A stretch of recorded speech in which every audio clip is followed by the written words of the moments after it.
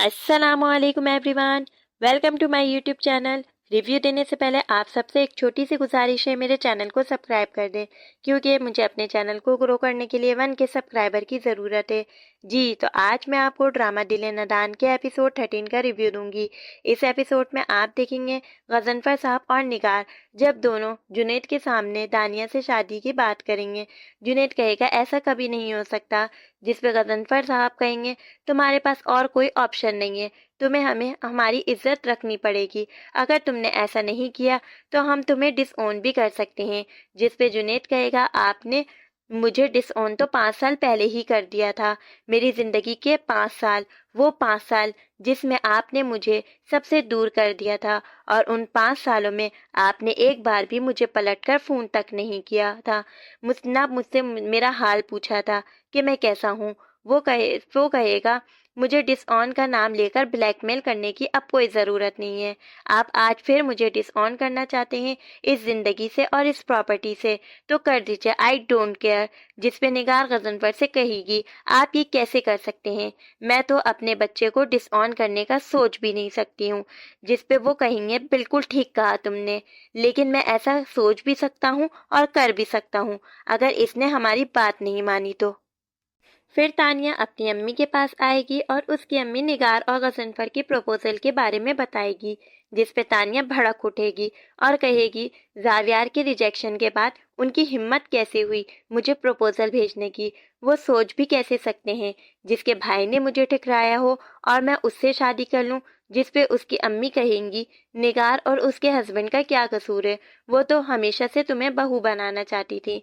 जिस पे तानिया अपनी अम्मी को बहुत बातें सुनाती है और वो इनकार कर देती है और कहती है आगे से अब मेरे लिए कोई भी प्रपोजल नहीं आना चाहिए। इसके बाद नायाब नमाज पढ़ रही होती है और जावियार की दादी आ जाती है और उसे कहती है कितनी अच्छी बात है कि तुम नमाज की पाबंदी करती हो। फिर बीजी कहेंगी अब वो आराम से मर सकती है क्योंकि उनके जाने के बाद कोई तो है जो नमाज पढ़ता हो। और फिर नायाब को निगार और जैवी के रंग में रंगने से मना करेंगी और कहेंगी अगर जावियार भी कुछ कहे तो तुम्हें नज़रअंदाज करना है उसकी बात को, तुम जैसी हो वैसे ही रहना। इसके बाद गजनफर साहब जुनैद को धमकी दे रहे होंगे तानिया से शादी करने के लिए। जिस पे जुनैद कहेगा एक बात तो बताएं, आप मुझसे इतने गुस्से और कड़वे होकर मुझसे क्यों बात करते हैं। और फिर गजनफर साहब प्यार से भी बोलेंगे, पर जुनैद कहेगा बहुत फेक एक्टिंग थी आपकी। लेकिन जुनैद अपने डैड की खुशी के लिए तानिया से शादी के लिए एग्री हो जाएगा और कहेगा उसे बदले में उनसे प्यार चाहिए और वो उनके गले लगना चाहता है। तो उसके डैड कहते हैं लगाऊंगा, पर जब तुम्हारा निकाह तानिया से हो जाएगा तब उसे गले लगाएगा वो। इसके बाद तानिया अकेली बैठी होती है और उसकी अम्मी कहती है तुमने अपना हाल क्या बना लिया है, तुम्हारा क्या इरादा है, खुदकुशी करने का क्या इरादा है। जिस पे तानिया कहेगी कि वो अपना इंतकाम जावियार से लिए बगैर नहीं मरने वाली। फिर तानिया निगार को कॉल करेगी और उसे बताएगी वो जुनैद से शादी के लिए तैयार है और शर्त रखेगी कि शादी इसी मंथ होनी चाहिए। इसके बाद निगार बहुत खुश हो जाएगी और तानिया की अम्मी बहुत हैरान हो जाएगी और कहेगी ये गलत है, तुम जुनैद से शादी इसलिए करना चाहती हो ताकि तुम जावियार के करीब रह सकती हो। जिस पे तानिया कहेगी वो जो करना चाहती है उसे करने दे और अपनी अम्मी को सच बताने से मना करेगी और कहेगी अगर आपने सच बता दिया तो वो खुदकुशी कर लेगी और अपनी जान दे देगी। इसके बाद जावियार आता है और नायाब के बालों की तारीफ करेगा और उससे पूछेगा आज का दिन कैसा रहा। नायाब कहेगी अच्छा रहा।